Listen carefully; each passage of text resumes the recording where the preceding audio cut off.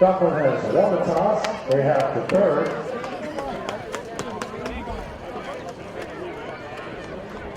The Sachems will receive the start.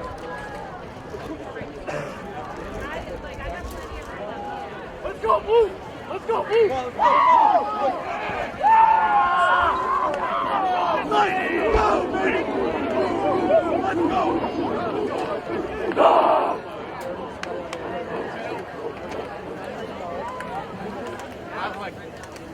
Hard leg.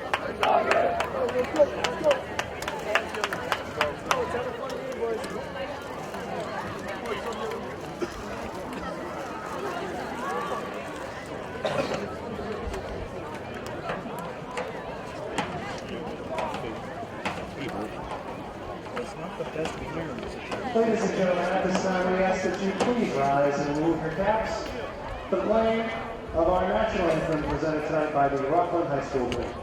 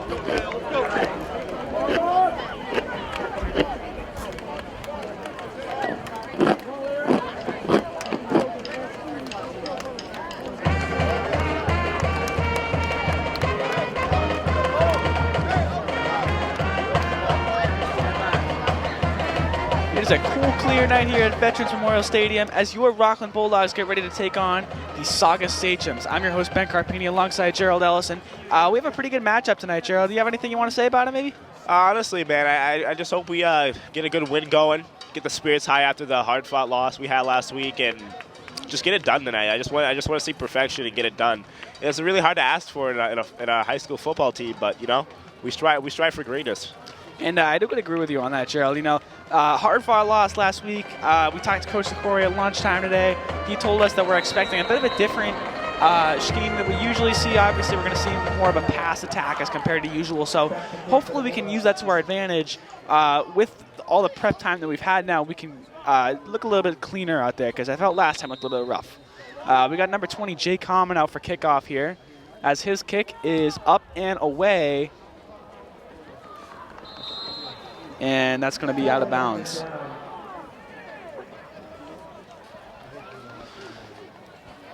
Alrighty. So the Bulldogs will start off on defense today, and I like that. I always like whenever I play Madden, you know, I always like defense to see how the game feels, see what the offense is going to give me. And it doesn't really put pressure on me to go on offense and go score a touchdown. You know, it relieves a little bit, but we do have to play defense. Well, and you know, I mean, Bulldogs offense is just so tenacious and very athletic. And this Saugus offense, from what I've heard, is really not on that level of productivity. You know, they're getting beat by 30 points a game. Their offense clearly is not at the level of productivity it needs to be to beat the Bulldogs defense, which is just, it plays simply at a higher level. So this could be, you know, a very good showing here for the Bulldogs early on. Most definitely, Ben. We have Jordan in the slot today. I'm not sure, but I'm not really used to seeing that. I might be wrong, though. It's a handoff up the middle. Taken by number 1, that's Tommy DeSimone, Jr. And number 8, Cam Preston, he's also a junior. He's the quarterback tonight. What I am seeing already is, compared to last week versus Middleborough, a much more spread set. We see in the shotgun, we see the 2-back look, but we see 2 receivers left and 1 right here. Ball is snapped, it's handoff to the left. And Bulldogs are not going to let that go for a first down there. On the carry, that is number 1 again, Tommy DeSimone, captain. Did I just see Liam Wallace making a great tackle? He almost got away, and he made a really good tackle, so he did not get away and force him to the 3rd down there. Very good work by the D-line, Liam Wallace there. Here's Preston out of the shotgun. He's got 2 receivers left and right. It's a pass play on 3rd down. He pump fakes it. Goes down before getting the first down. It's going to be a 4th and 1, nearly sacked for a loss, but he will get about a yard on the play after a very quick scramble ended by Logan Rogers. Yeah, actually, Ben, I felt like I saw a little bit of Austin Clark grabbing him by the leg right there, saying, yeah, it was like a little bit of Scorpion come over here type stuff. Punt return team comes on for both sides. Now, this is different to the last couple of games where typically we see on a 4th and 1, and especially in high school football, I feel like I almost always see a go for it here in this situation. But you know what? This works out for the Bulldogs. We got Gavin Wardwell and Lucas Leander back deep to receive. Taron Williams is also out there, likely as an emergency option. He's typically back deep to receive, but not so far today. Yep. And here's punter. That's number 7, Connor Bloom. Or pardon me, that's not number 7. Oh, it is number 7. Pardon me. That's really short. I think the Bulldogs are just gonna let them spot that right there at the 30. 35-yard line. And out comes the Bulldogs offense for the first time tonight, led by senior number 7, Michael Moriarty. Can't say enough good things about Michael and his football abilities. Definitely, Ben, definitely. And you said, I heard you say the word senior. It's also senior night here in Rockland for the Bulldogs here. That's true. We're going to be sad to see these guys go next year. Hopefully we can run another Super Bowl back before they're out of here, because this is their last season right here. Fans, we had a decent showing today from the fans for senior night.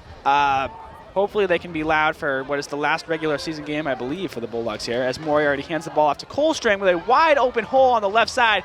He's got the first down and then some, and he is on the Saugus side of the ball, just past their own 45-yard line. Wow, that was about a gain of like 18-ish, 19. It was freaking. He just walked right out of bounds. I'm gonna say it time and time again. He shows me some Stanford Christian McCaffrey. Young legs, just run it into the cup. If there's a way to start a game, it's definitely with that, because that was a perfect run there by Colstrang. Absolutely. You know what? I'm kind of tumbling all over myself here, but you can't forget the O-line there. That was he had so much room to run there. That was just a very great play overall. Here's Moriarty. Hand off to Colstrang, up to the left side again, but this time Saugus will get him after a gain of about 2 yards. Colstrang had a very, very big game versus Abington. Middleborough was a bit of a stronger team, limited him. Obviously not 4 touchdowns in 1 half. That's just crazy. But he was still productive, and Rockland is going to use him very much today. You can definitely expect that. Most definitely. We want to just see production here out of the Rockland offense. Use the guys that that they're going to get it done for you. Wardwell's out wide right, Leander's out left. Colstrang to Moriarty's back right. It's a pass play. Moriarty drops back. He flies one over for Lucas Leander, and deflected by number 22 on the Sachems. That's Jordan Rodriguez, freshman. That is a very good play of locating the ball there. He had like a split second to turn around and grab that one right there, Ben. Sorry, deflect that one. He did not intercept that. Moriarty aired the ball out perfectly. Just a bit underthrown there. If that had a little bit more oomph on it, that was an easy catch and a touchdown by Leander. Here's 3rd and 9 here for the Bulldogs. Moriarty's out of the shotgun. He's got 2 guys to his right. Play action pass. He zips it to the right side of the field. Dropped by Leander after what would have been a first down. That's a drive that the Bulldogs are most likely want to put behind them, as I think the punt team comes on here. Yep, pretty sure the punt team. So last week, Ben, we saw a really, really, really good pass game out of the Bulldogs, and they almost went all the way down with like 5 good pass plays for the game-winning touchdown. And they don't have the punt team out here. Oh. I'll continue that when we come back here with 3 receivers out wide right. Jordan DePina in the backfield. Here's Moriarty, takes a snap, pass.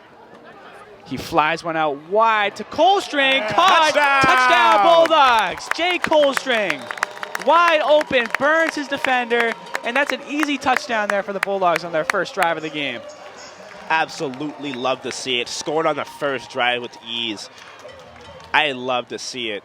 And he might just sailed it right over. That was a fantastic pass off the play action.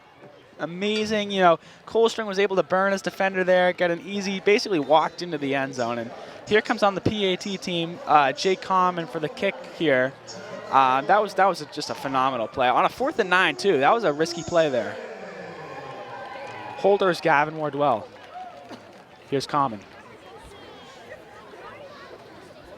Ball is snapped. Kick is up, and it is through the uprights over the ceiling of the stadium. That ball is gone, as I see some younger fans scramble to get it. And with that, that's going to be 7-0 with not even 4 minutes gone in the game here.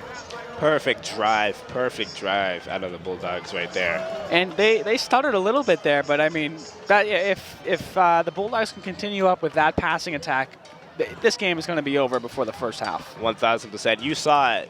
Me and you thought their punt team was going to come on. We were concluding there, and you just saw Mike just go right back on that field, going to a big set, and just heave it out. And if anything you can take from that right there is that the Rockland Bulldogs are going to play aggressive tonight.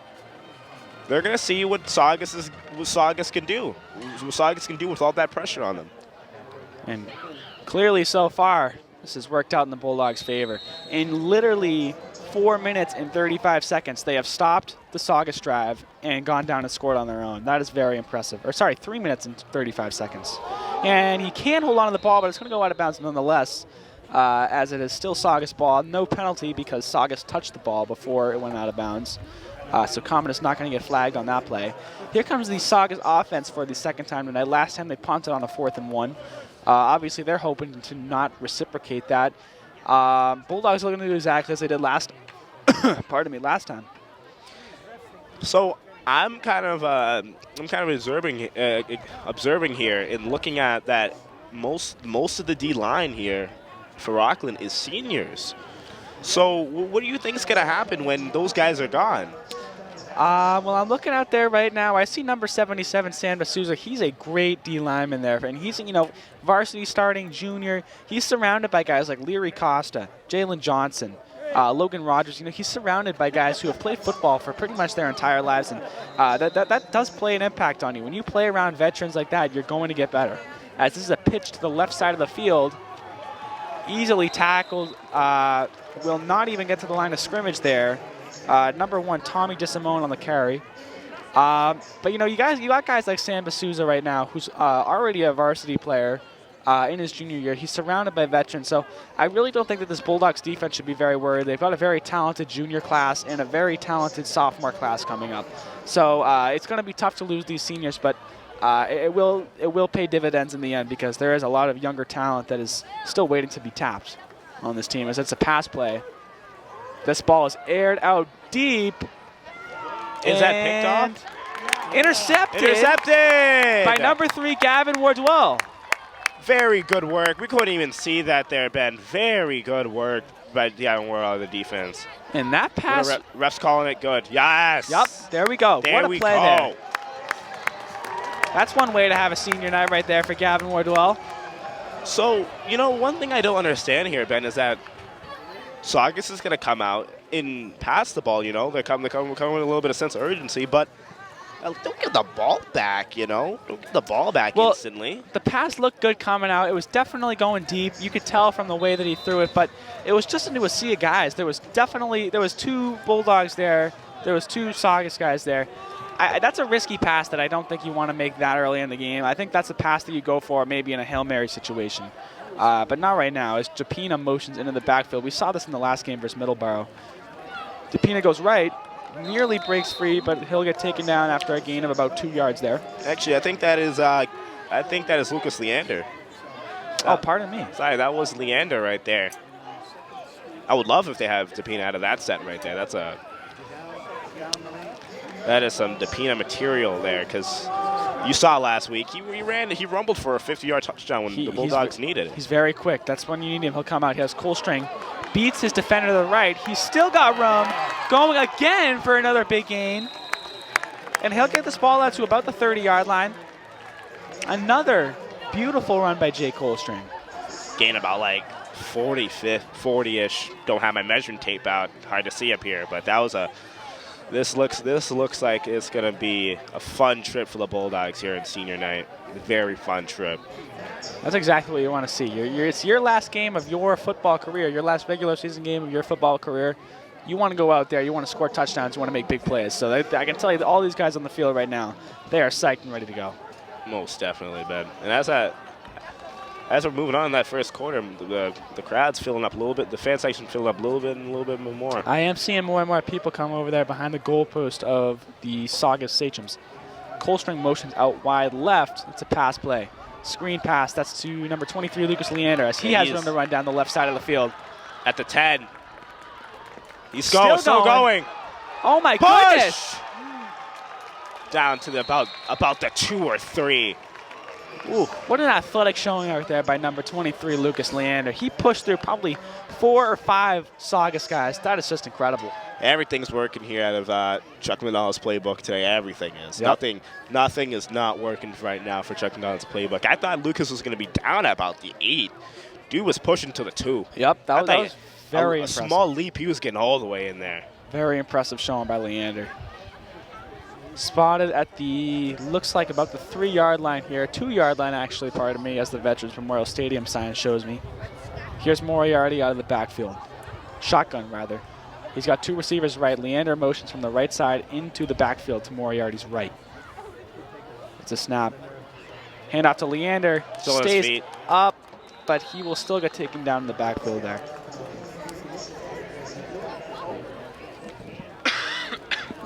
That's actually the first play of tackle for loss, and it was like a very good play in the defense in that backfield. I think that play, that the set that they have where they motion a receiver into the backfield, it works the first few times. Eventually the defense will catch on. So if they're going to want to run plays out of that set, they're going to have to switch it up a little bit. Definitely, Ben, definitely. Got to be a chess match. Chess match, sorry. It's very true. Here's Moriarty. He's in the backfield alone. But 3 receivers on the right. Leander moves into the slot a little bit more. It's a screen play to the right. Ooh. And that's Leander's a touchdown. Touchdown, Lucas Leander. Second of the night. We only have 5 minutes and 19 to go in the first quarter, and already we're up 2 scores here. Very, very good job. And you know that was just a good play all around, Gerald. I mean, it was a screen pass to Leander. He was able to evade the defender, and now it's 13, hopefully 14-0 in a minute here with Jay Commons' kick. But that was another really good drive there by the Bulldogs. Yeah, that was a very good, very good job from the blockers there on that screen play. The receivers out wide. I'm pretty sure it was Wardwell and DePina, if I'm not sure. I'm not very sure about that, but they did very good holding those defenders down and just not letting them get back there to intercept that pass to Leander. Commons' kick is once more good, as the score will be 14-0. And with that, Saugus is already looking at a 2-score deficit with just over 6 minutes gone in the first quarter here. This one's gonna be a very fun one. I said the last time they scored, and we were seeing just picture perfection out of the Bulldogs, man. Perfection. It kind of looks like Saugus can't even compete right now.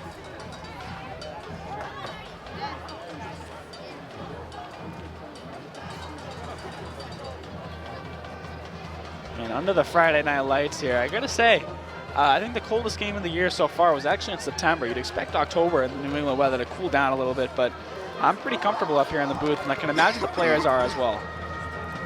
Yeah, definitely. I got my hat on. It's getting a little chilly right now for me. I don't know about you, Ben. I'm all right. I'm not doing bad myself. Here's Commons' kick. It is up. It's a high one to the sideline, fielded by Saugus on the right side of the field. And he is taken down. That's number 27, Dylan Reese on the tackle. Also another senior right there.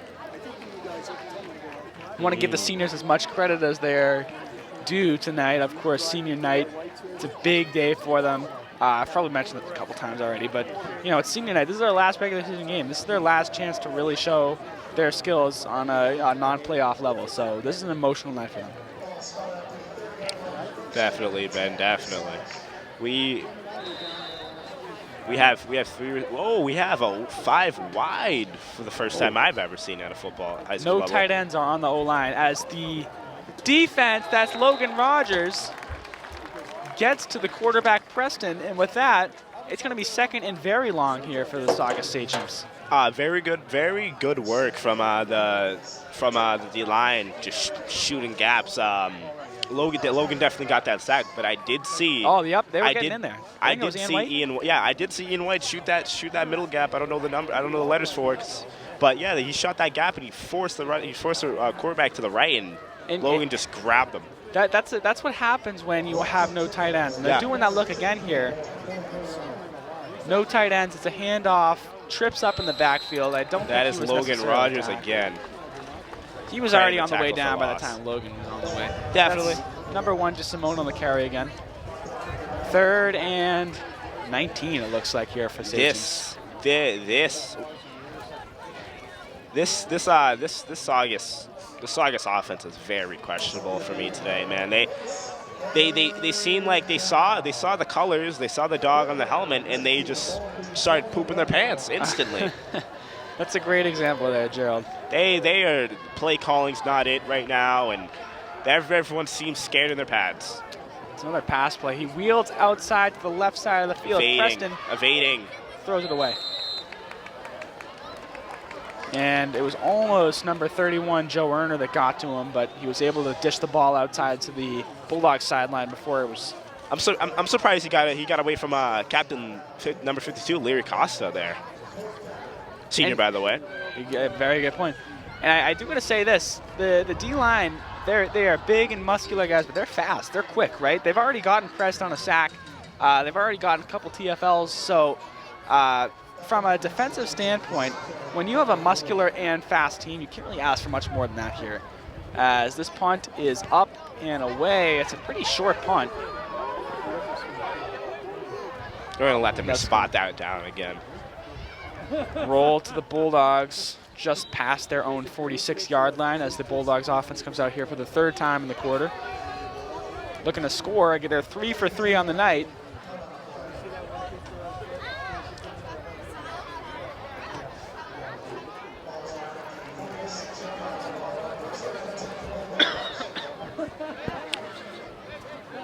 Mike, sorry. Ben, what approach could you see the Bulldogs taking here after having just perfect drives? You know, I'm gonna have to say that. Ooh, that's a false start. Flags are out. To answer your question, Gerald, I'm gonna have to say that you keep your foot on the gas until at least the second half. I say, you know, Bulldogs don't coast at least until they're up by, you know, a substantial amount. And 14 is really not that big. It is only the first quarter, but you know, if you just decide to coast here, you only get another you only get, you know, another touchdown or two. That gives Saugus quite a few opportunities to come back. So I think you don't take your foot off the gas at this rate until probably the second half starts, because this is it's a blowout. It looks like a blowout right now, but football is a very good way of changing all the time here. Stepina's in the backfield. That's a snap by Leander. He's going out right. Nice run by Leander there. First down. I think he will get the first down. Yep. You thought Mike was taking that there. I thought so too.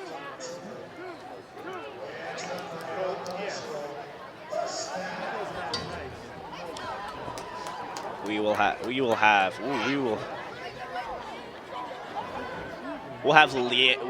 Worrell line all the way out left. Lander on the right. Hand up to Colstring. Up the left side of the field again with room to run. Oh, if Wardwell just got that, secured that block. Yep. That's what it was. All Wardwell needed was to block that guy, and that was a touchdown by Colstring right there. That would have been about a 50-yard touchdown. Pardon me, I dropped my paper here. And Refs call a whistle here.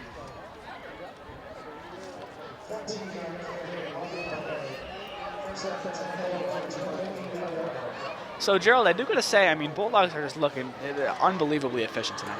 Definitely, they're hitting off every chart on my books today. You know, I like perfection out of the Bulldogs here, and it's a lot to ask for, but they are checking off every single check mark here for us today. I got to every single box, they're checking it off. And as we'll take a quick, brief stoppage in play here. Again, we want to thank you for choosing WRPS to watch Rockland football on. Scores 14-0 here. Just over 3 minutes to go in the first quarter. Right now, this game could not be going much better for the Bulldogs. Most definitely, Ben. The Bulldogs came out here, executed on the stop in a minute or so. Execute on the drive, the pass over top to close string. And they just been hitting everything. They just been hitting off everything today. To be honest, I think the Sachems got maybe a first down. Everything else has been basically bagged. Nothing really much, Ben. And that's very true. Well, we do have a minute here. Of course, both teams are coming back out, but I do want to give a special thanks to WRPS. They're putting in a lot of work to get some extra camera angles tonight. Of course, you can see us on camera right now. They've done a great job here tonight with getting all the cameras set up, and it's going to look fantastic when you see it on your TV tonight.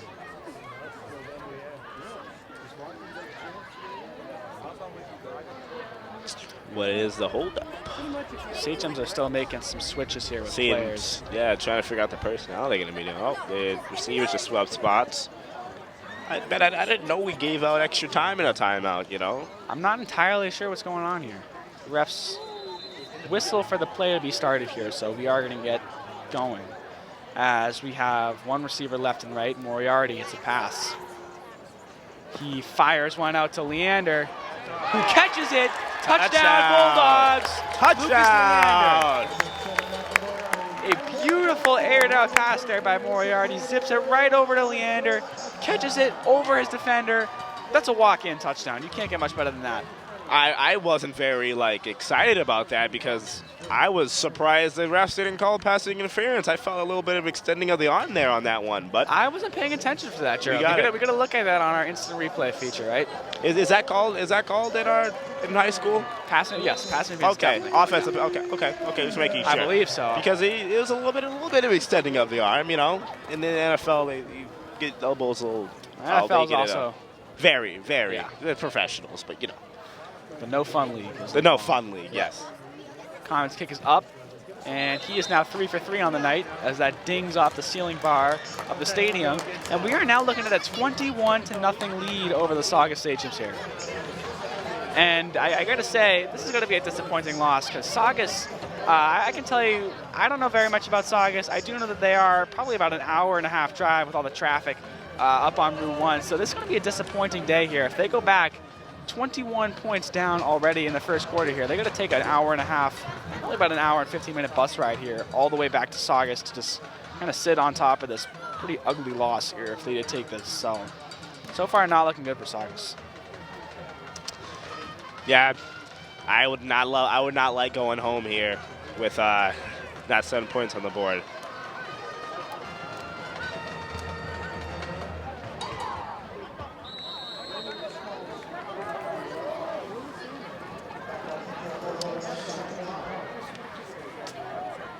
See if coming in a kick going to the touchback here.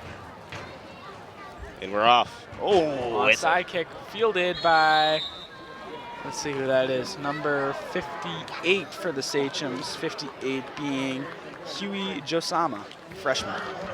You know, I don't know if they're trained to just go down on stuff like that, on the onside kicks like that, but he had one man to miss to go for a couple of yards to get them in, get him on the Bulldogs territory.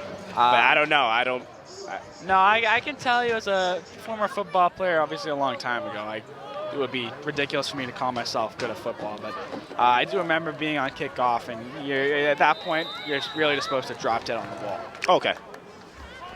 Here's Preston.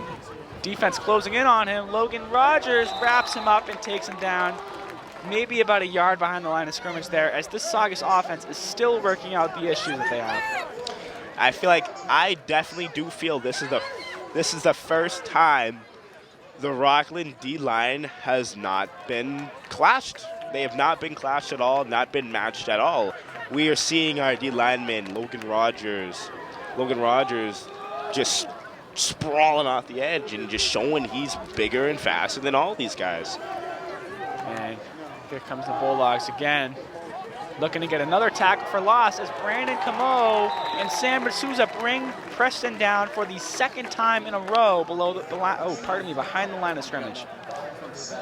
That right there is going to be Brandon Camo, sophomore, is going to be one of the players that's going to need to step up when all these seniors are gone and going off to college next year. We're going to need Brandon Camo to step up and do stuff like that. And Brandon Camo is a stud. He's very athletic. Me and you both have played basketball with him.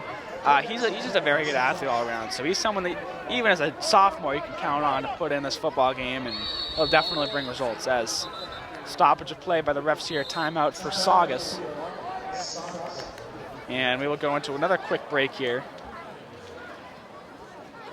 And that's the stub that we've been seeing so far is Leary Costa coming out for Brandon Camo. That's what I'm watching right now is that sub. And so far it seems that both options are working. So, it's senior night. Obviously you want to give the senior minutes, but then again, on the same token, it's senior night. Maybe you want to give some other guys some minutes because you want to see who you can run next year. Not even next year. Who you're gonna need in the playoffs when things don't go well, and who's going to be there for you when players need to step up in the playoffs? That's a good point. Because, football's a physical sport. Things happen. And who is going to step up when they're needed?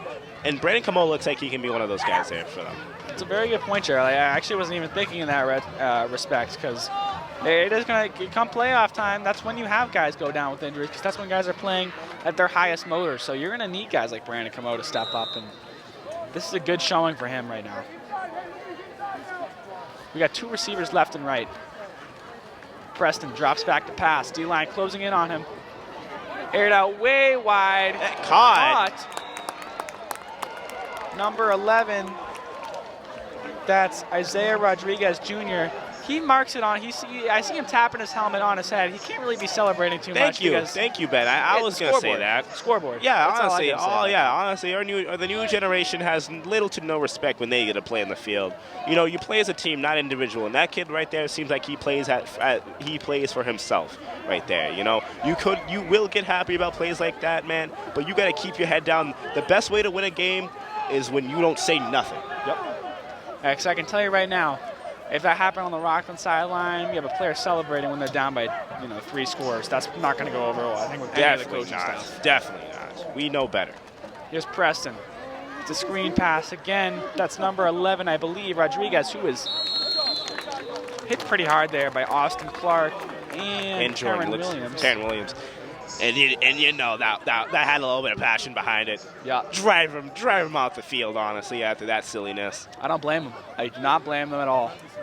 We see Joe Erner Jr. checking in for Sam D'Souza, number 77. So they're most likely going to be adding another linebacker here. Possibly a 4-3. Yeah, and you called it, Ben. Looks like a little bit of cover 3. I lied. Ooh, he fumbled the ball in his hands there. It's Rodriguez. Ref's motion to catch there. But he bobbled that for a few seconds there. So as the first quarter ends right here and the whistle is blown, it is 21-0 here as Saugus looks to get their first score of the night on a 3rd and 10. Right now, this game could not be going much better for the Bulldogs. Even with their backs against the wall, this Saugus offense still doesn't look very productive. They've had one productive play the entire drive. That's not enough to sustain a drive. Most definitely, Ben. But we've been mostly talking about what Saugus has not been doing well. But can we talk about this drive right here? They got about a 40-yard gain over Leander's head, kinda, and ever since then they're inching a little bit closer and closer to the goal line. And what could you see out of Saugus if they do score this touchdown, and it becomes 21-7. Well, I'll be honest with you. Their offense might be productive, but I just don't see that the Saugus defense is going to be stopping the Bulldogs offense. So it's almost like they take one step forward, 2 steps back. They get the touchdown, it's 21-7, and then I can pretty much guarantee you 3 minutes later it's going to be 28-7.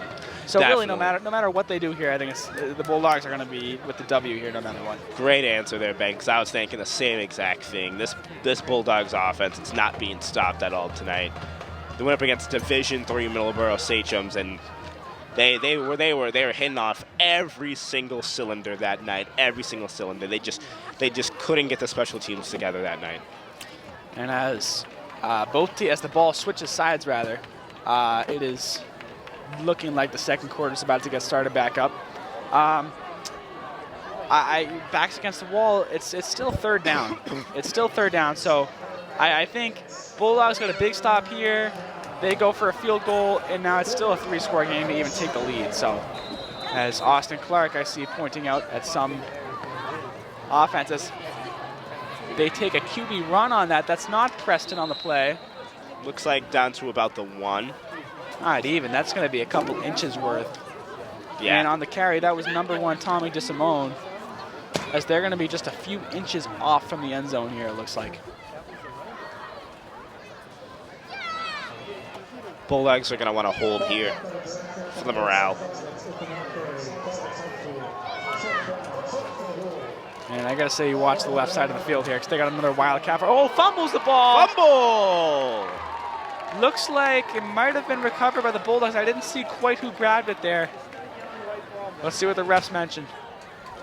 The call.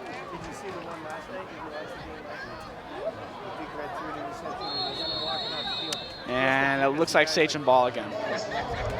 Refs were playing a little bit hot potato without calling the signal. Yeah, I wasn't really sure there. And Saugus calls a timeout here as they are looking to get their first score on the board here. 21-0. 11 minutes, 8 seconds to go in the first half of play. Yeah, so the Bulldogs had a fumble last game in second quarter, and I thought we were gonna have another one there. And those fumbles like that the Bulldogs had last game was momentum shifter. It gave Rockland a chance to go up 14-7, and right there, if they got one right there, honestly might just go down 90 yards and just go up 28-0.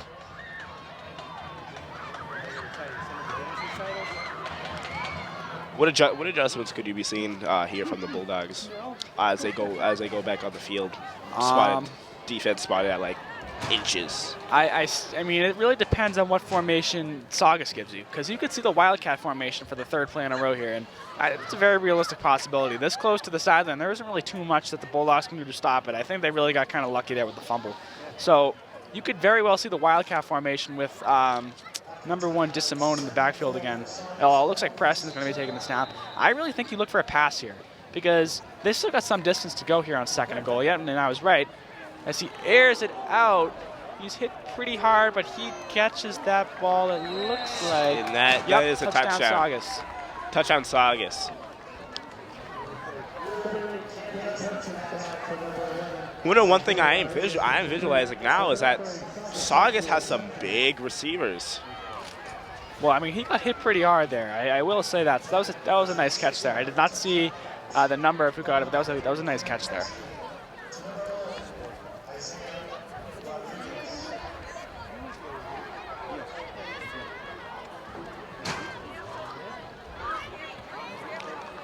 We moved to 21-6, and going for two here, despite the 11-minute mark in the second quarter.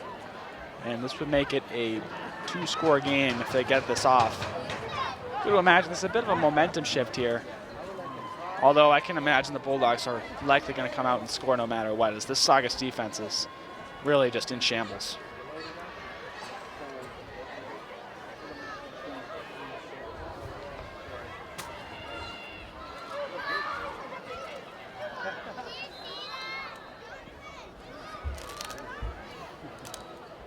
Going for 2. Here's Preston. In the shotgun, takes the snap, pass. And nowhere to be found for that ball. no, that was just felt like over the middle to nobody. And it's still gonna stay at 6 points for Saugus, 21 for Rockland as their kickoff team comes out for the first and only time tonight. 21-6. So, what we got to take away from that defensive drive right there is that we got to watch over our heads as if we're DB for our Rockland here. We don't want to let anything up big. We want Saugus just to let them run this, string this game out themselves. Well, and I think that, talking to Coach LaCour today, the Bulldogs knew that they were going to expect an air attack. So I think defensively, you have to be prepared a bit more for that because you give up a pretty big pass there by the Saugus. That was caught by number 11, Isaiah Rodriguez. But you can't let that happen every drive because, as much as you'd like to think you have a W in the bag here for a team that gets blown out by 30 points, if they keep getting those plays where they get 40 yards, per drive, that's not going to work out in the long run. And this will be a close game if they continue to let those silly mistakes happen. Well, that's a squib kick grabbed by Jordan. He's just going to go down on it. Yep, that was a smart thing to do right there. Bulldogs are going to set up shop around their 25-yard line here as Moriarty's offense comes out for yet another time. We have just under 11 minutes to go here in the first half of play. I am expecting pretty big things here from the Bulldogs offense, especially after the Saugus score.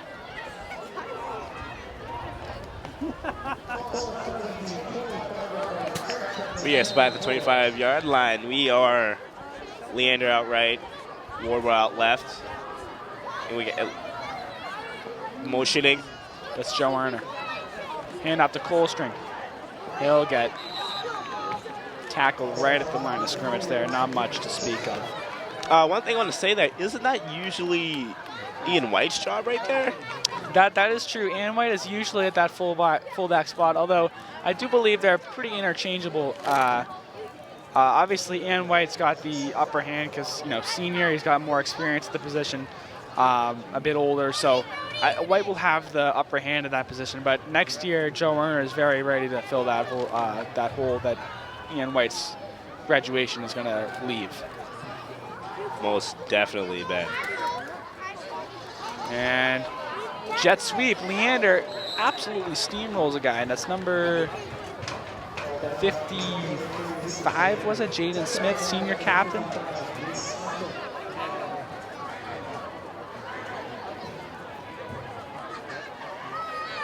And all of a sudden, the Bulldogs are looking at a 3rd and 9 here. First, feels like the first time the Bulldogs have had their backs against the wall since that 4th down bomb touchdown. And this is a 4th down is something they're looking to avoid because they need a big drive here. Moriarty steps back to pass. Can't get it out before being taken down by the Saugus D-line. And that's a pretty disappointing moment right there for the Bulldogs offense. He's grabbed there by Devon Wheeler, senior defensive lineman. It was very good play and just grabbed the throwing arm of Moriarty and just getting this offense back in the field. Punt team comes out here for the Dogs. Back deep to receive for Saugus is number 1, Tommy DeSimone, junior captain. To punt is number 7 again, Michael Moriarty, great athlete, quarterback and punter. And Ben, we both thought that Saugus was not going to get a stop here, and they created themselves one, got the offense back on the field. This kick is high. Tyler Bean is going to need to go spot this one. And it's spotted at about 42-ish, 3-ish. And Saugus offense comes out again. They had a little bit of boost in productivity there. That's something the Bulldogs are looking to curtail as quickly as possible because what they cannot have right now is a momentum shift where all of a sudden, Saugus, one of the least productive offenses that I've seen in a while, is all of a sudden getting moving here. You can't have that. For a Bulldogs offense that is so loaded with talent, that kind of drive would be really deflating here for the Dogs. Most definitely. And I love momentum. Saugus has it all right now. Defense, the Bulldog Sideline's getting a little frustrated. They didn't really do much on that last drive. Let's see what Saugus is going to do. Jet sweep to Rodriguez. He'll get around. Oh, fumble. And Bulldog ball after the first play of the drive. Defense is very quickly able to give their offense a chance to go score again. That was, oh my goodness, that was just a terrible showing there by the offense. If there was any way to, keep momentum back on the side of the Dogs, that was definitely the way to do it. There was to force that fumble. That one right there is going to make Saugus coaching very mad. They finally got to stop. And you know what? That was the same guy who was tapping his head after catching the pass over Leander. Oh, it was? So, yep.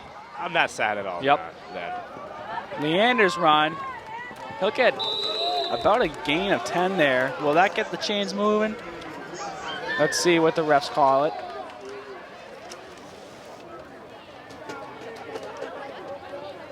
Still no motion from the chain gang. And it looks like it's going to be second and very, very short, second and inches here for the Bulldog offense. Moriarty once more out of the shotgun. We got Leander wide left, Wardwell out wide right. Colestrings to his back left. It's a handoff to Colestrings again, who gets the first down and then some. He'll get a gain of about 10 yards there. That's not bad. Team is just moving, and that is Jordan Pina. Subbing in for Colestrings. Subbing in for Colestrings. I got happy because I thought it was for Moriarty. Yeah. We're gonna see a lot of play of him at QB next year. That's a very good point. DePina's he's a utility player. He's like Taysom Hill. He can play. You put him anywhere, he'll figure out how to play it. So, he's got a great arm. He's very fast. So he'll be very good next year at the QB spot. Ian White motions from left to right. Moriarty hands it off to DePina, who has some room to run. Still going, breaks a tackle. He'll get down just over the 5-yard line. And with that very quick play here, DePina has set the Bulldogs offense in great field position inside the 5-yard line of Saugus. That scared me. That scared me. I thought that guy was going to go and zoom into another multiverse right there.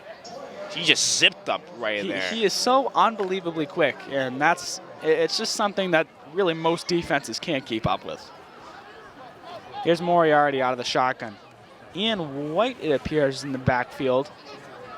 Wardwell on the island. Handoff to Ian White as he'll get choked up at the line, only getting that might be a TFL right there. Tackle for loss. And doesn't look like Chuck McDonald was very happy with that play. I have not seen yet. That's the first time I think I've seen Ian White come out of the backfield this entire season. Definitely. Try some new things out. Hey, you know what? You have leeway right now. You're 21-6. You're in the red zone. I think this is where you get to try out some of that stuff, especially for senior guys. Again, Ian White is in the backfield here. Another handoff. He gets the outside angle, and that might be short of the end zone. I believe that was. See if the ref is gonna spot it. That's on the just short. That's again another inches scenario right here. That would have been a happy moment for senior Ian White there. Oof. That's probably why they're doing it. It's senior night. Give your fullback a touchdown. That's why they're doing it. I thought of that for a second. Yeah. Ian White once again at the running back position. Leander's in the slot right. Wardwell's out wide right. Hand off to Ian White, and he is in for the touchdown. Touchdown Bulldogs. Ian White coming out of the running back position. Something I'm yet to see this year. That's a good drive right there by the Bulldogs. Yeah, great drive out of them right there. They didn't really need to pass much. They just kept on running it, and it worked. They used Ian White for the touchdown. They used Jordan Pina filling around the middle. They used Leander, and then they used Colestrings. That's the whole running. That's the whole run right there. They used the whole running back run. And that's a turnaround because they went 3 and out. Then the defense recovered the fumble, and then they went down and did that. That's a big turnaround from their drive that they just had. That was much less successful. As Common's PAT attempt is yet to be snapped. Ball is up. Kick is very low, and that's not going to be good. That's going to be his first miss of the night. I didn't see that, man. What happened there? I'm not entirely sure, Gerald. That was just a very low kick. And I have noticed this, actually. Typically, I see Common do better on the right side of the field as opposed to the left. That's something that I've noticed throughout home games. Yeah, he kicked that right up over there. It looked like it was going to go over the benches, the bleachers. Sorry. I would say the wind, but it's not windy. I mean, we're up here in the booth right now where it's probably windiest. I am freezing my tips off. I don't think it's that windy. I think it's cold. I don't think it's windy. Yeah, my neck is chilling here, man. I don't know about you. I see your nose leaking a little bit. Ooh. That's an image the viewers gonna want to see right there. Yeah, I mean, we got the camera. Why not show it? Rockland band getting the cadences in, getting the singing up. And I see some Rockland band legends over. I see it there. I see Matthew Medford, senior, over there. I believe Connor Quackenbush is also over there. All right, line up there for the RHS band. That kick is up and away by Common. Field at the 15-yard line. And boom! Who was that on the tackle?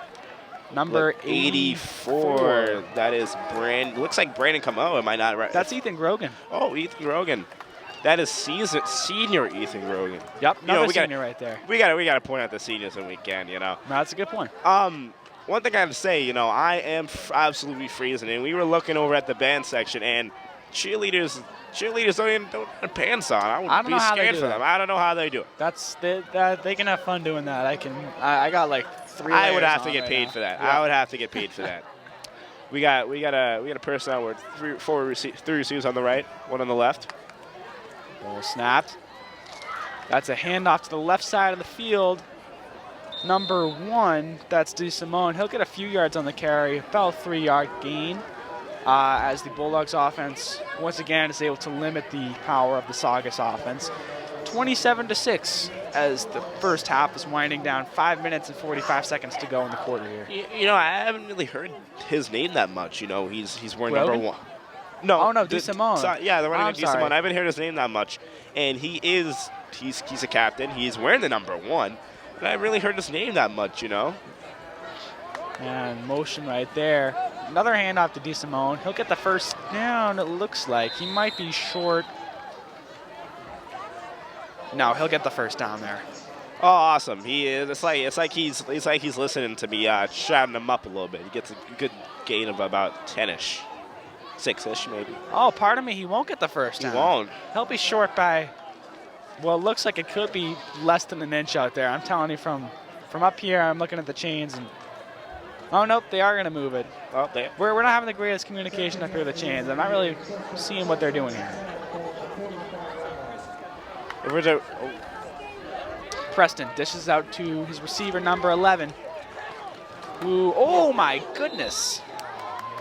Sean Geary whacks him, and refs are going to stop that play. That was a big hit by number 10, Sean Geary.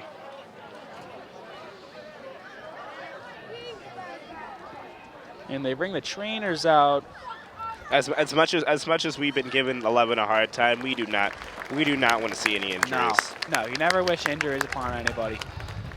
That's Isaiah Rodriguez. Is it a head injury? It looks like that was right on the head by Sean Geary. Yeah, it looks like a head injury. That is definitely something we do not want to see. Good that he can standing up. And we'll see how this turns out. He'll definitely be coming off the field, of course, with all the concussion stories that you've been hearing lately, especially in the NFL. You know, Tua Tagovailoa. Can you get some clapping up? No? Maybe not. Thank you.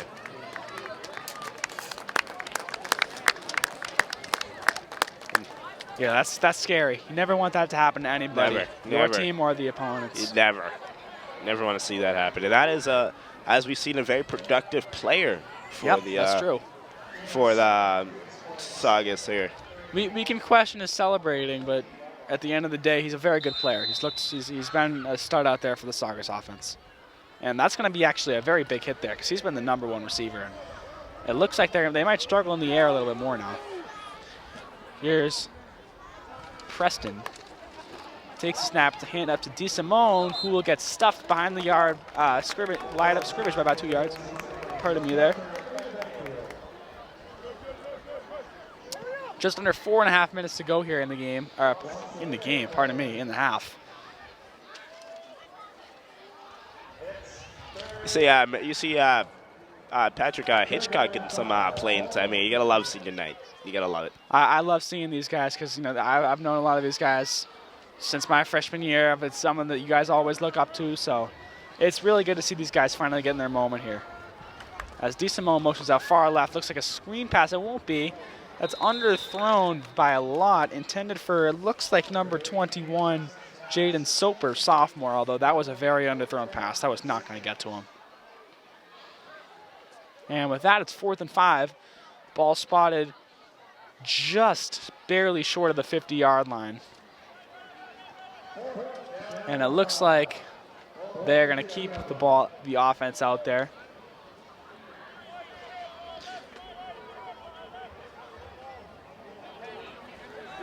Here come the Sachems, 4th and 5. Ball snapped as a pass. Zips one over to number 39, who will bounce around, but he'll get the first down. Jukes out. He's still going. Bulldogs secondary. And that is a nice pass play. Number 39, Josh Osawi, senior. He looked like Debo Samuel there on Monday Night Football, just running and running and running. He had the cutback, and pardon me if I'm pronouncing your last name wrong, Josh. Looks like Osawi. Osa. Yeah, just about. He looks very good out there. He had a nice cutback over the middle of the field, and he was able to get another probably 10 yards out of that run. And doing things like that is very risky because, like, you could end up just going backwards and getting tracked down, but he kept on just going down, beating one guy. Oh, sorry. Ooh, number 24. I could hear the contact up here by number 33, Ian White. Again, another nice tackle, but another nice play there by the Saugus offense. Good work by Justin Bulcio. It looks like every single time they get a pass off and catch off, Rockland looks to ragdoll them. And, with Rodriguez out, you're going to need these other guys to step up as Liam Wallace and Logan Rogers come in on Preston. Can't make the catch, but that was intended again for number 39, Josh Osa. Liam Wallace and Logan Rogers, they were on Preston right there. I thought they were going to sack him, and that would have been a pretty terrific loss there for the Sachems. Very, very good work by Logan Rogers, grabbing QB by the legs and that was making sure he does not get that ball off. But we have to give credit, even though he threw almost a perfect ball. Yeah. Well, going down. almost in like the Mahomes angle. Yeah. Super Bowl. Here's Preston. He snaps the ball. He's got pressure coming in on him. Logan Rogers. Meeting. Now Leary Costa, he'll chuck that one out to the side. Now, if that was the NFL, that would be a flag right there, intentional grounding. Play on the ground. Oh, for Sachems. I think we have an injury here. He looks like he's going to just need to help up. It's number 77, Devon Wheeler, senior. He is definitely a big man out there. He might be the biggest on the field. That's something that the Sachems O-line is not going to want to miss right there. As he's got his sub coming out for him. That's number 71, Wilderson LaFortune. 3 minutes and 1 second to go in the half. One thing I'm not seeing here, Ben, is not very much depth here for. Well, I'm just looking at their sideline. They really don't have that many players out there. When you compare it to the Rockland sideline, you got guys going from basically the 25-yard line all the way to the 45-yard line. Look at the Sachems, their sideline. It's much smaller as Preston drops back to pass here. Underthrown, intended for number 24, Justin Beluccio. Very good work by the Rockland D-line. Everyone getting back there and just absolutely forcing a turnover and downs. Very good work on 4th down by the Rockland D-line there. Coaches are happy. I'm hearing a little bit of Star Wars from the band tonight. Band is definitely sounding good tonight. I got to say that much. They're sounding louder than the fan section right now. I'm looking over at that. I can't hear much from them. Yeah, fan section's always droopy, Ben. I don't know how many times we talk about it every game, and they never improve. So clearly they're not listening from the best over here.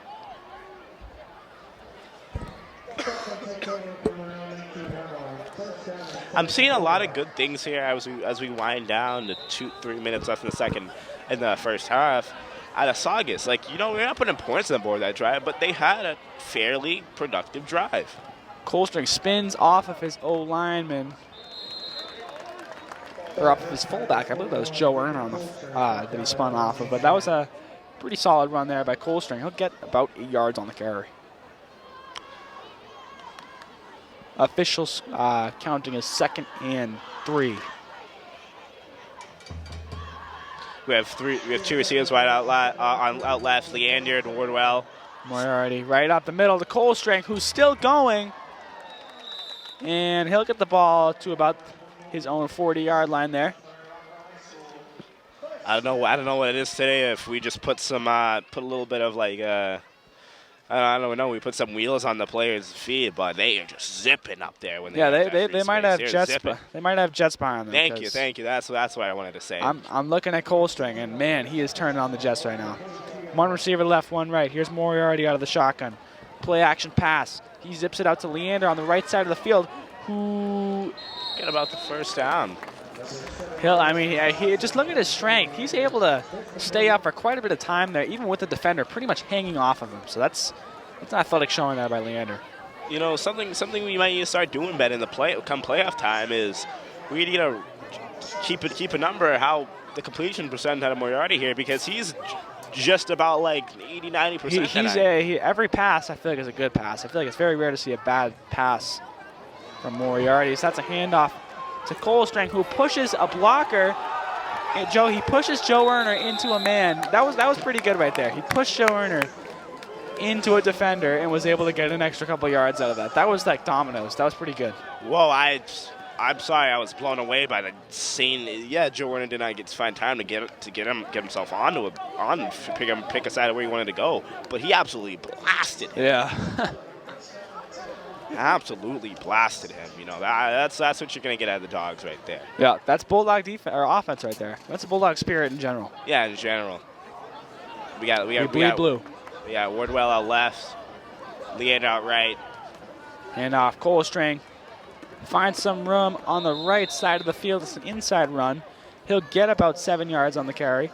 And with that, it's going to set up a 2nd and medium.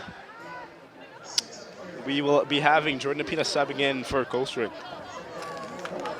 Keep the legs warm, but no injuries. Knock on wood.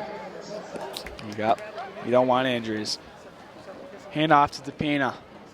He'll get the ball past the first down marker as we close in on the second half beginning.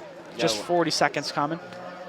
Or 40 seconds left in the half. 40 seconds left in the half. We're spot at the 23-yard line.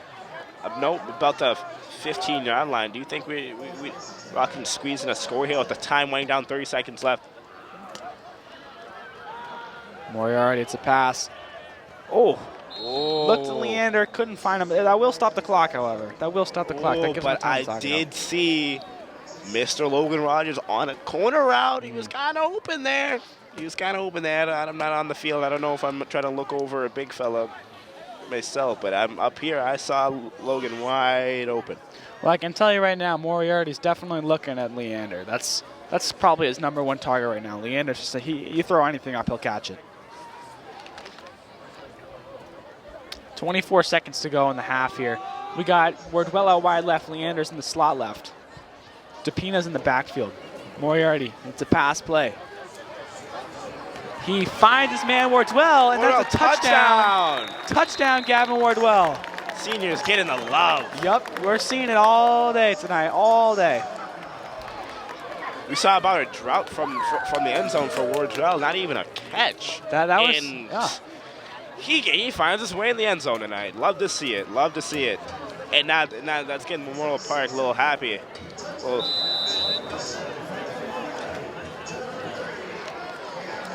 33 points in one half of play. That's pretty impressive. That is pretty impressive if I've ever seen it. 17 seconds to go as Commons kick will try for an extra point up there on the board.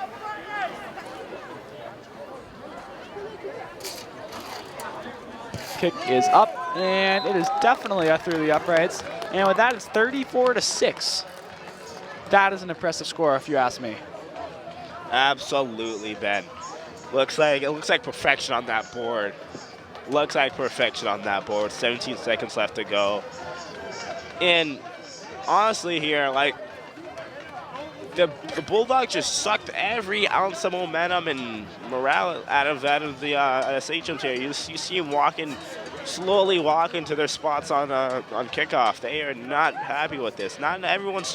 People are chatting on the sideline. Everyone's like, whatever, man. Well, you know what? When you're up by this much, you can afford to have that kind of luxuries. Although I do say you're probably going to stay locked in for a few more minutes here, because I can tell you the attitude in the locker room right now is going to be fantastic. So hold it together for a few more seconds here, and you'll be all but shortly having an amazing time here in the locker room, because not going to be much to yell at them about. As Common's kick is up, it is to the right side of the field. Fielded around just over the 20, I believe, the 20, yep, just over the 25-yard line. That's going to be about a 24-yard line spot as 16 seconds remain here after the knee was taken.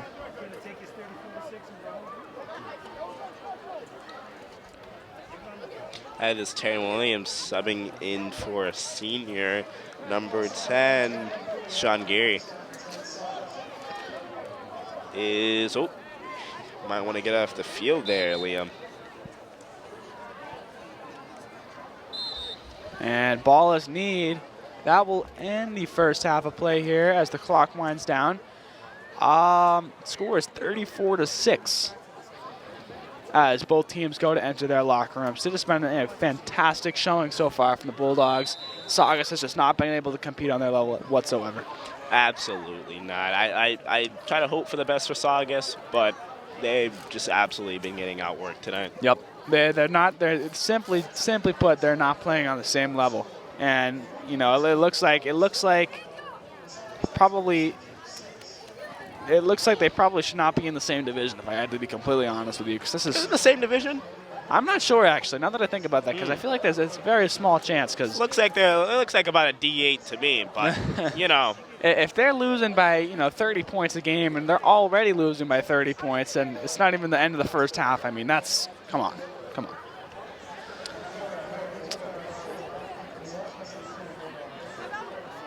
So we will be having an interview come up here. We have one fan who is definitely very lucky to come up here and get an interview. We'll have him over here in a minute. For now, we are going to take a very short break. We will see you in just a minute. Thanks, Ben and Jerry. You can find me, DJ Rocco from Rockland, every Wednesday at 3 when I host Rocco's Rewind, exclusively on WRPS 88.3 FM. Also, you should follow me on Twitter at DJ Rocco Rockland, once again at DJ Rocco Rockland. Back to you guys. Thank you for that, Rocco. Again, we want to thank you. Check out Rocco on WRPS. All right, we have our interviewee up here. We have Cam Babcock. He's a great fan of the Rockland Bulldogs. Cam, how do you think this game has been going so far for the Dogs? For the Dogs, I think this is probably arguably their best game of the season. Put up 34 points in the first half. Going to see a lot of JV players in the second half, I think, because of the production. And this is probably the best game we'll see this season, in my opinion. Thank you very much, Cam. Gerald, any questions? I have a question. So, Cam, do you think you would see your good friend Jay Common coming in for a little bit of DB snaps here? That's what I'm excited for. That's why I mentioned the JV. I like to see my friend Jake Common, maybe my friend Tyler Wiener come in. I want to see the JV kids. I go to a good amount of the JV games, watch them play, and it's going to be fun to see them in a varsity game if they do get some minutes, which it's looking like it. Jake's doing good on the kicking so far, 4 for 5, some great kickoffs, and I'm excited to see him in a real varsity game, play some defense, and maybe he also plays receiver, see him on offense too. Awesome. I have one more question too. It's kind of out of order. So how would you feel for the JV players? Which QB would you want to see, Tyler Biener or Jax LeDuc?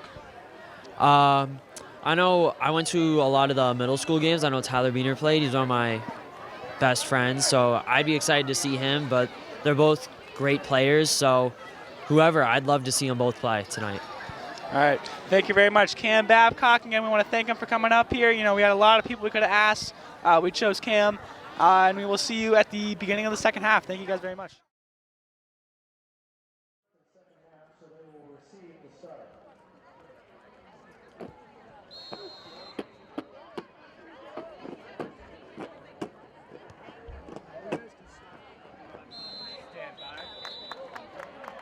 We're going to start a little bit late here, but with that kickoff by Saugus, that's a pretty short kick. That's going to get the Rockland ball at about the 45-yard line there.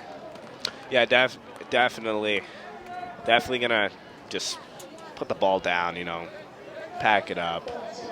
The energy still looks like we're playing recess football on the sideline. Players don't really care. Well, and you got to imagine, I'm sure Saugus, I'm sure they're kind of done with this game. They want to get moving. They want to get back on the bus because this is a tough loss for any team to sustain. Definitely. Moriarty, it's a handoff to ooh, pretty big hit there. Pardon me, on number 2, DePina. He may be slow to get up there. That was a big hit. And he's fine. He's a dog, man. He's a dog.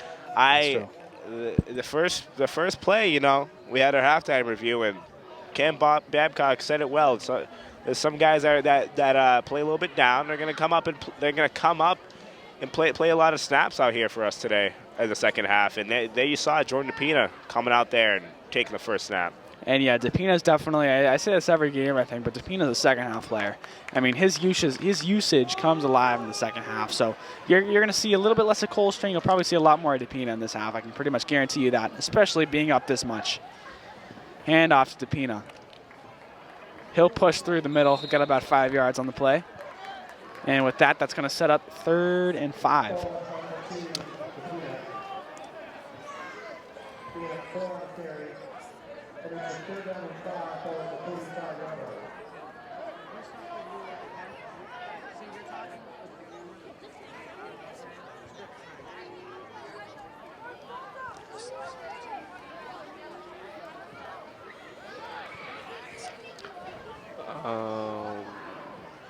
Moriarty trots back out.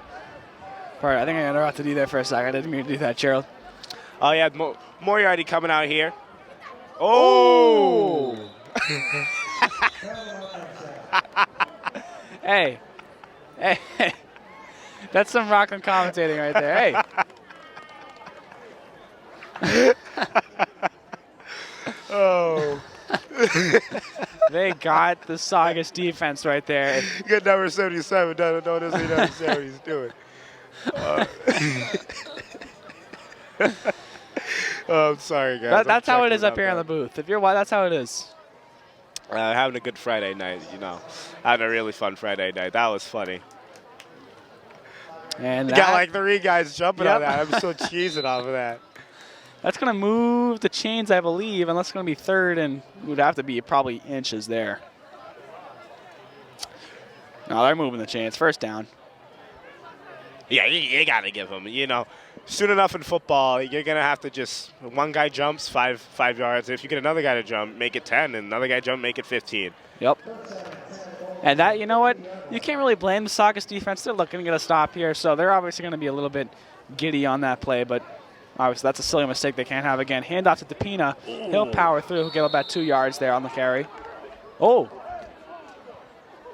Number 1 on Saugus is not happy with that's the call. He said he has the ball. Talking to head ref. And I'll be honest, I'm pretty sure DePina was down on that play, Gerald, so I don't think that was a fumble. Saugus needs everything they can get, and if it's a cheeky fumble right there, they'll take it. Yeah, they'll always argue, and they're not going to argue on the other side. Yeah. So they're always going to argue a fumble. I talked to Ben about how Saugus, their energy on the sideline was not good. The energy on the field had taken nice booms, and the energy's up, being down 34-6. That's very true.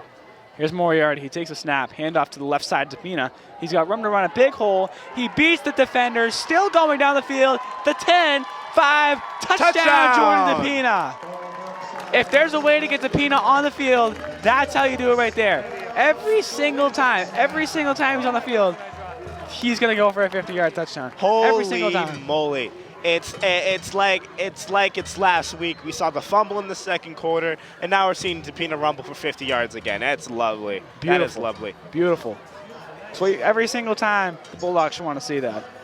Absolutely love it. And that's a glimpse of what we're going to see next year. That's a big glimpse of what we're going to see next year out of DePina when he gets called up to take most of the snaps. And with that, it's 40-6 here, looking to go up 41-6. Yeah, it's too bad they don't have a mercy rule feature because Yeah. this is just getting ugly for Saugus here.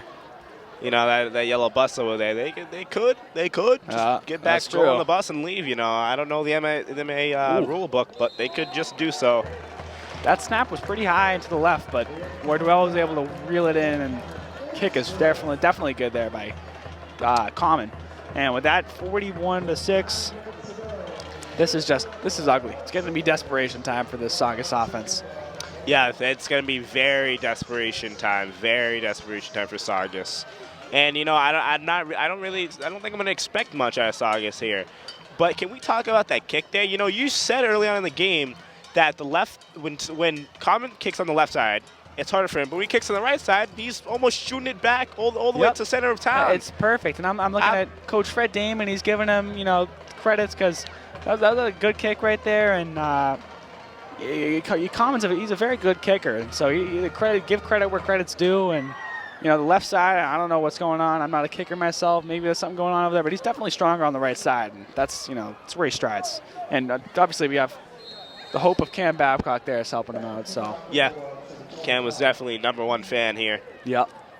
See if that Cam strength lets that leg kick in for a touchback. I love to see it. Oh, whoa, whoa, whoa. That's a far kick to the 10-yard line there, fielded by #1 DeSimone. As he cuts back to the right side, taken down by Brandon Camo just short of the 30-yard line. And that's going to set up a very, very unproductive Saugus offense here.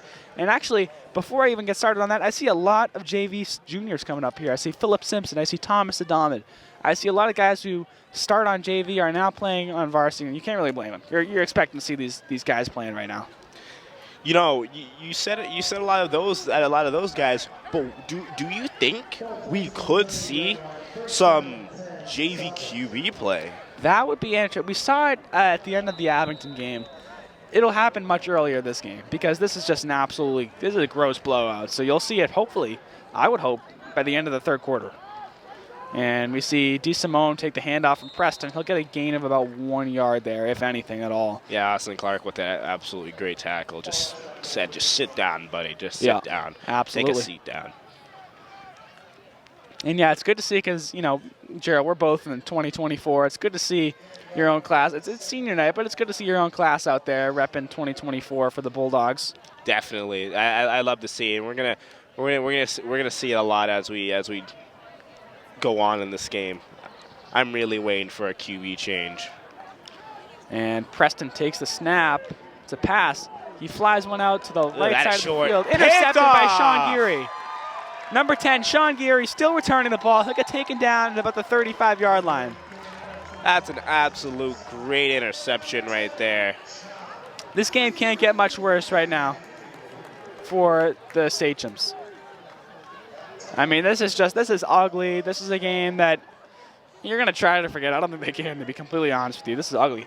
Oh, and I want to say a big alert here.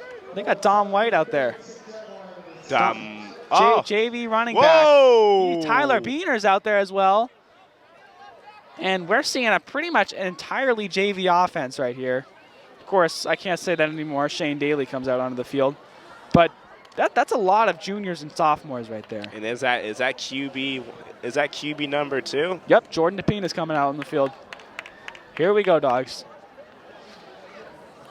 Let's see how we do. Let's see how JV holds up against these varsity guys. Do I see Terran Williams run it? You see Terran Williams, right. You see Tyler Beaner, and you see Dom White in that backfield. DePina.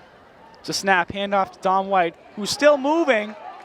He'll get a gain of about 11 or 12 yards there. Definitely a first down. That's Dom White's first carry of the night, and he is still doing good. It looks like Patrick Hitchcock's shoe fell off as he's running off the field, the shoe in his hand. God dang it, man. And do I see Thomas Sadad and come back in? Is he going to be playing center? I'm not sure. I will say this about Sadamid. JV coming off. Oh. Sorry. I will say this about Sadamid at center is the only thing is his snaps are pretty high. But that's really the only thing I could really say about Thomas. He's a very good athlete. He's a big guy out there on the O-line. I just dropped my paper, pardon me, but you'll see the benefits of putting him out there. As DePina takes a snap, another handoff to Dom White, who gets by a tackle. He's still moving. He gets his varsity touchdown Dominic White puts the score up here, 47-6. You love to talk about that right there. That is a really good touchdown by Dominic White right there. Absolutely great touchdown. Just shoot up the gun. That's all the Rockland Bulldogs have been doing in the run game. Just shooting up the gun. There's been rarely times where the Rockland Bulldogs need to take it outside, move it wide. They just been said, linebackers, I'm going to move to you, and you go make a play. And if you don't, I'm just going to go get a touchdown. And that's what Dom White did for about an 18, 20-yard gain for a touchdown. And that's Dom White's, I believe, that might be his first touchdown in his varsity career. On the other side of the ball, of course, unfortunately, we have a Saugus man injured. We'll take a short break while they handle with that. Of course, nobody ever wants to see that. But I do think that might be Dom White's first ever varsity touchdown right there. I could be wrong about that, so don't quote me, but that was a nice play by Dominic White. I see coaches and players alike are giving him a good cheer down there. You know, and it felt like a JV game right there. I watched one, and it felt exactly like a JV game. Just Dom White just shooting up the gun, shooting up the gun, shooting up the gun, shooting up the middle. And it just worked. It just worked. And, you know, we have... And I'm looking on the field right now. They might start rotating quarterbacks, and I'm looking right now. I'm seeing Keegan Butler down the field doing snaps for quarterback Austin Daly. So we might see a bit of JV rotation here because that would keep everybody fresh on their legs here. You know, I saw a little mix-up for the Rockland. As Bill Station's player trots off the field. Good to see it. Good to see it. Number 73, Jeffrey Mendez Jr. No, pardon me. Is that 77? It's nope, 73. It's 73. All right. I saw, as we were talking about how Tommy Sawyer's high snaps, he was actually playing a little bit of right guard there, and we had Giovanni Cornell under center right there. Yep. Paving the way for Dom White to get in for his first varsity touchdown. Wardwell still holding. Common ready to kick. Ball snapped. Common's kick is up, and it is through the post. And with that, 48-6, Gerald. It's almost getting like repetitive. Yeah. I mean, they keep going down and scoring. This could easily get into 70 points for the Bulldogs at this rate. You know, you need it. You will need it for the morale. And you love games like this because you can mix it up and see what players are going to do, what you can match up, you know. And I will love to see. I can't wait to see the defense come on because I want to see what they're going to do on defense and mix and match it up because we saw a lot of it. We called out like 4 subs in one play right there, Ben. Yeah. And number 26, that's Eli Nassif, I believe, coming onto the field. Yep, Eli Nassif coming onto the field. Also, number 15, Jax LeDuc. They said, just throw him out there. LeDuc is coming out for Gavin Wardwell. And with that, we're pretty much exclusively seeing JV players right now on this kickoff team. It's very exciting if you're a Bulldog JV player right here. Common's kick is low to the ground, fielded around the 35-yard line. He'll get taken down by quite a few Bulldogs. First contact was made by Tyler Beener there, number 11. And with that, Saugus offense will, again, pretty much seemingly hopelessly setting up for yet another drive.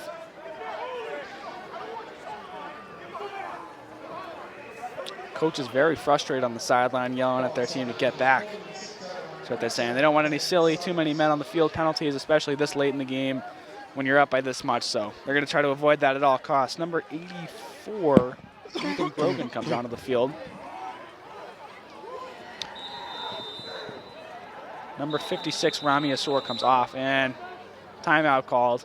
That's one thing we're trying to mix up the team, mix and match positions. You're going to have a little bit of communication, and that caused Rockland to call a timeout. As the clock's winding down to the 5-minute mark in the third quarter, Coach Corey trying to get his adjustments done. That's all he wanted to add. That we are seeing some Dylan Reese play on the offensive side. Let's see what they put him. Oh, everyone's calling Tyler. Let's see what Tyler does. He's out. Jay Common's out. We talked about that with Cam Babcock. Jay Common is out Is this the offense or the special teams? I couldn't tell you. Cam Babcock is loving this. He's seeing number 20 out there. Love to see it. Love to see it. Here comes the Sachem's defense. What do you mean offense? Oh, sorry, Ben. Sorry. I'm just playing. 1st and 10 here. Sachem's looking to get something going here. They really do need something here. Pass rush here. As that's dipped off, given. Oh, DeSimone will get the first down there. That's number. Dumped to DeSimone. I believe there was definitely a missed tackle there. I didn't see who made it, but that was about to be a tackle. Oliveira. I'm not sure. Ryan Oliveira. Is it? No, I think it was number 83. Ryan? Yep. Yeah, it's Ryan Oliveira. I don't know who that is. Who is that? Ryan Oliveira, 2023. He's a senior as well. He'll be graduating this year. I probably don't know him by face. It is difficult because they do have the football mask on. You're used to seeing them in school, and then all of a sudden you see them on the gridiron. And it's tough. 1st and 10. Screen pass to Rodriguez. Ooh. And he'll be tackled by 3 or 4 Bulldogs there. Sean Geary, Jack Sullivan, Tommy Sadamid, and Brandon Camo are among the 4 who were there, but there were quite a few on the way. Brandon Camo almost got a hand on that toss right there, on that throw behind the line of scrimmage. And if he got a hand on that, he could have grabbed it, gone with it.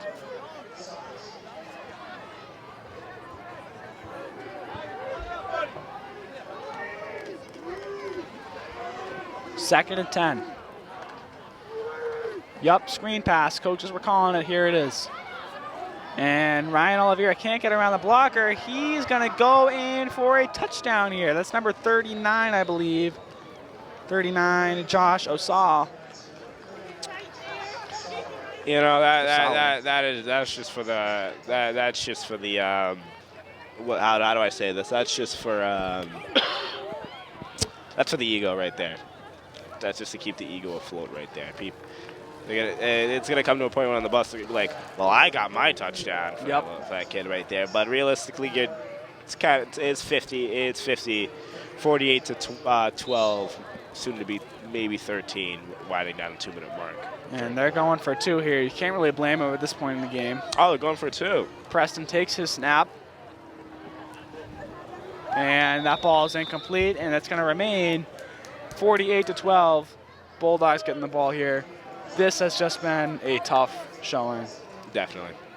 For the Sachems. And I got to say, Bulldogs, as much as you love a big win, I mean, this is almost unfun to watch. And you can't really blame I mean, look at the fan sections. Literally nobody there. Yeah. It's desolate. So you can't really blame them. This is just a blowout win. You know, we got about 13 minutes of football left to go here. I can pretty much guarantee you that the Sachems are coming back. So no, definitely. You're not going to see much of a contest left here to go. Yep. I hope there's nothing really we can really talk about here. You know, Rockland. Everything's already been said. Yeah, everything's already been said. Rockland has played a brilliant game on senior night, last game of the season, and they've hit all cylinders on my part. Usually I have to talk about how they're not perfect, and tonight they're perfect. There's nothing I can really say. No, I agree with you. There really is not much. Thomas Sadamid subs on the field for Shane Daly here on the kickoff, or kick return, I should say. That kick is up high and fielded. Fair catch by number 33, Ian White, and that will set the ball up just below the 40-yard line for the Bulldogs here. A pretty good field position. That's, of course, their own 40-yard line that I'm speaking of. And with that, with third quarter coming to an end in just about 20 seconds, score is going to be 48 to 12. And yeah, you said it, Gerald. Not much more can be said about this game. This is ugly for Sachems. This is awesome for the Bulldogs. It absolutely is. Absolutely is. It's a ball having a hard time being spotted? Yes, it is. The Bulldogs move into a bye week. The Bulldogs move. They dwindled down the third quarter. We got carried away talking.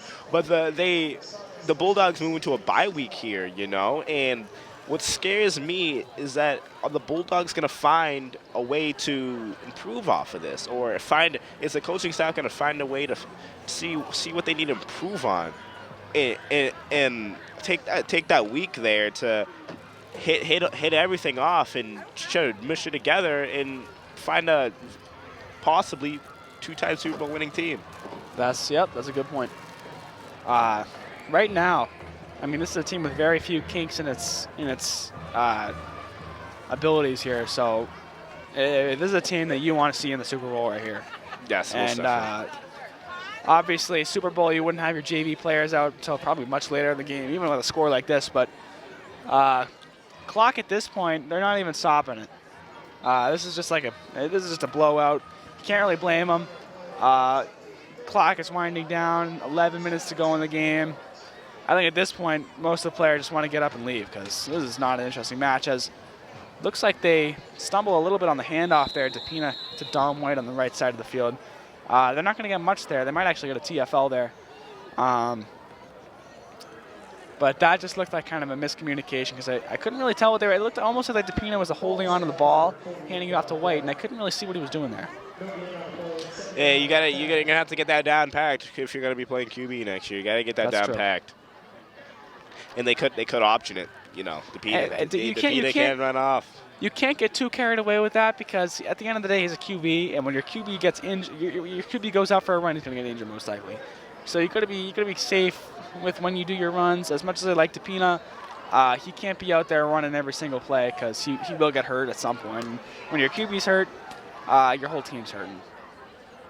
We got one receiver left, one right. Depina out of the shotgun. He motions. That's number 31, Joe Werner.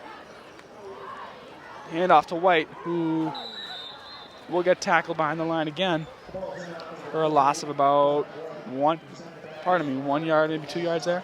Tries to. What could you see from Rockland here in the last 9 minutes of the play? To be honest, I really only thing I would see them and the only thing I would expect from it is just to milk the clock. It really doesn't matter if you have any big plays. You just run the ball until turnover on down. That's what I would do. What about seeing if some players can run some big time plays we out of our passing sets? And you could do that, and you could kind of test out JV here to see what you have going for you, but it's 48-12, and you don't want to get anyone injured. And I really think at this point in the game, you focus on ending the game. You focus on ending the game with as little injury and as little issues as possible. There's another handoff to Dom White, who will try to push forward, but he'll only get a gain of about maybe 1 or 2 yards there. Just under 9 minutes to go. It is now 4th and 9. Speaking of fourth down, we got to give a little credit to our chain game with a little shout out to Mr. Novio again for another night. Mr. Novio's out there. I've seen picture perfection right there on the chain game. Last weekend it was Mr. Gately and Mr. Novio, right? They were the chain people. Yep. Chain gang's out there again. I'm not sure if I don't think I'm seeing Gately tonight though. And Jake Common's coming onto the field. He may be punting for the first time tonight for varsity. That's something we don't typically see. Usually it's Moriarty out here punting, but Common is going to be back to punt. That's something that I don't think I've seen this entire season. Yet again, looking to see what some people can do.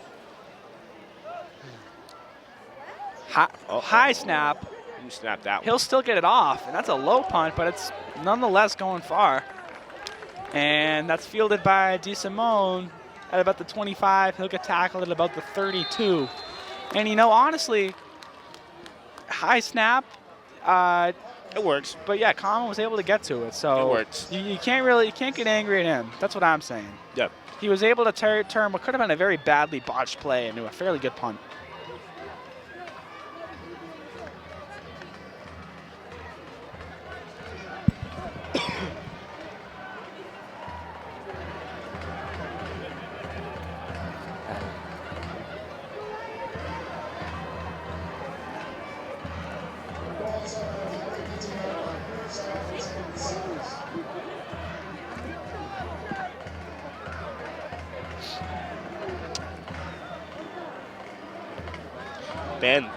Band's doing good right now.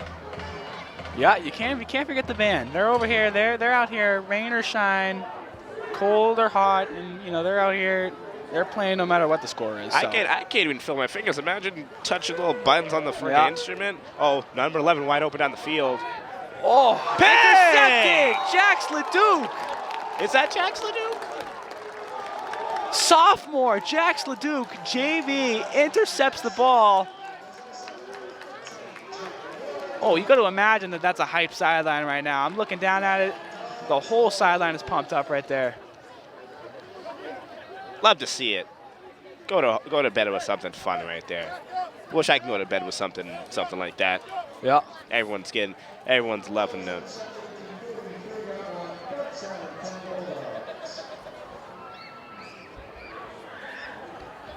That's a nice play by Leduc right there. He read that ball perfectly. Everyone loving what he just did right there. I love it. Good friend Jax Leduc doing it well. And DePina. And there's a flag on the field there. I wasn't sure which side it was on, offense or defense. I couldn't quite Getting see. a little happy here. I don't know if that's offense. We're getting a little happy here. And it is going to be offense. I get a little happy here. You know, I would be happy too, Ben, if it's going to if my sophomore is going up and grabbing it. Yeah, I mean, he just challenged. Let me get it out.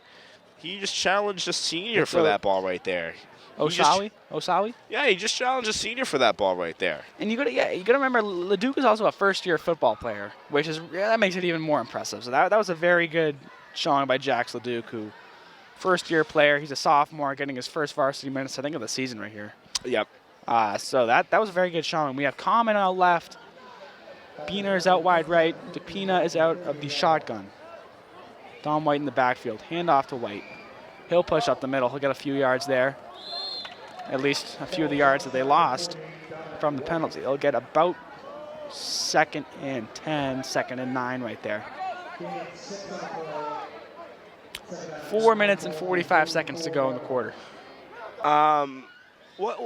As you said, the Bulldogs did really good tonight here, and you throughout your weeks of commentating for the Bulldogs here, what could you see getting ready to go into playoffs, having a bye week? What could you see the Bulldogs possibly correcting and getting better at? Like, what could you possibly see them getting better at? That's something I have to think about. They've looked really flawless in this game, and I think maybe a little bit more offensive consistency, because you have a lot of times where, they'll go for a huge gain, and then they'll go for, 2 yards. And then they'll go for another 4 yards, and then they'll go for another huge gain. So I think you need a more consistent, plan of attack, especially because if your one game plan's not working and you only have to rely on one other type of game plan, it's not a very consistent way to run the ball. But I mean, really, there's not much to criticize, and they've been such a hot team right now that, even with JV, I mean, they're going against Saugus like it's 8th grade football right here. So, It's like it's nothing. 3.5 minutes to go in the game.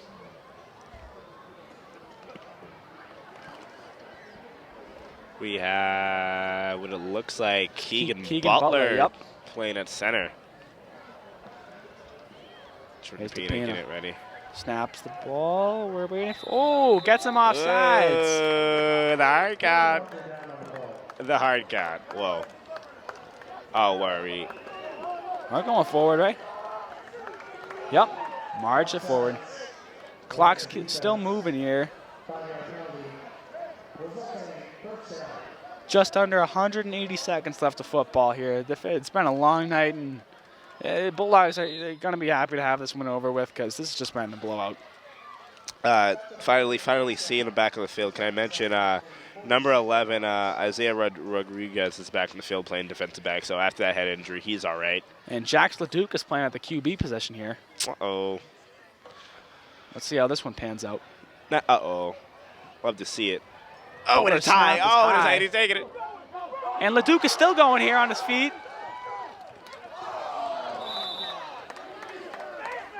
And I got to agree with the coaches. That was probably a face mask right there. That was a high hand.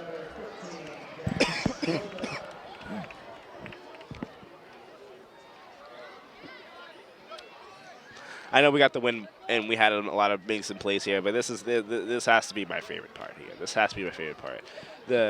My good friends getting in the game and see them shine under the bright lights. And Austin Daly now in the shotgun. Uh-oh. Freshman in a varsity game.